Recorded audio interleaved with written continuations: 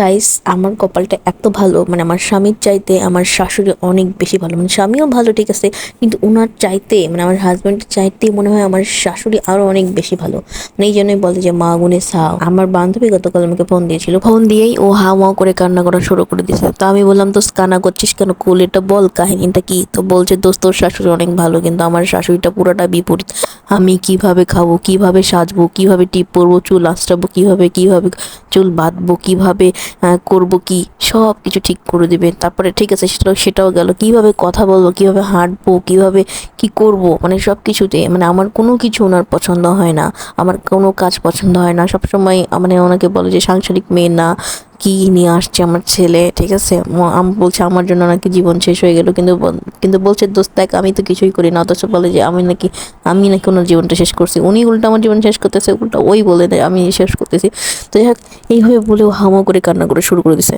তো ওর কান্না দেখে তো আমার কান্না চলে আসছে, যে তুই হোক আমার বান্ধবী, আমি ওকে খুব ভালোবাসতাম, ও আমাকে অনেক ভালোবাসে, ও সব সুখ দুঃখের কথা আমাকে শেয়ার করে। তো অনেক দিন পর ও আমাকে ফোন দিতে নক করছে, তো আমার কাছে এইসব কথা বলেও একটা মানসিক শান্তি পায়। তো আমার ভীষণই খারাপ লাগলো। আমি ওকে বললাম, দোস্ত ধৈর্য ধর, এরকম পরিস্থিতিতে আসলে ধৈর্য ধরা ছাড়ার কোনো উপায় নেই।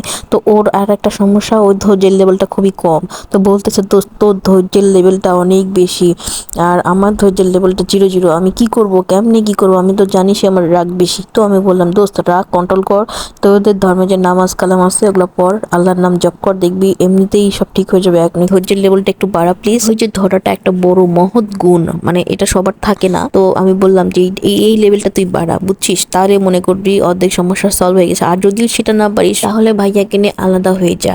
আর আলাদা হওয়াটা আসলে সামাজিক চোখে খারাপ, কিন্তু আসলে এটা খারাপ না, এটা দুই পক্ষেরই মানসিক একটা শান্তি থাকে, যেটা সমাজের মানুষজন বোঝে না। এটা বুঝে যে না আলাদা হয়ে গেছে, বিয়ে করছে, কিন্তু না, এখানে যে মানসিক শান্তি আছে এটা কেউ বুঝবে না। সব মিলিয়ে পরিশেষে আমি ওকে বললাম যে এই পরিস্থিতিতে তোকে ধৈর্য ধরা ছাড়া আর কোনো উপায় নাই।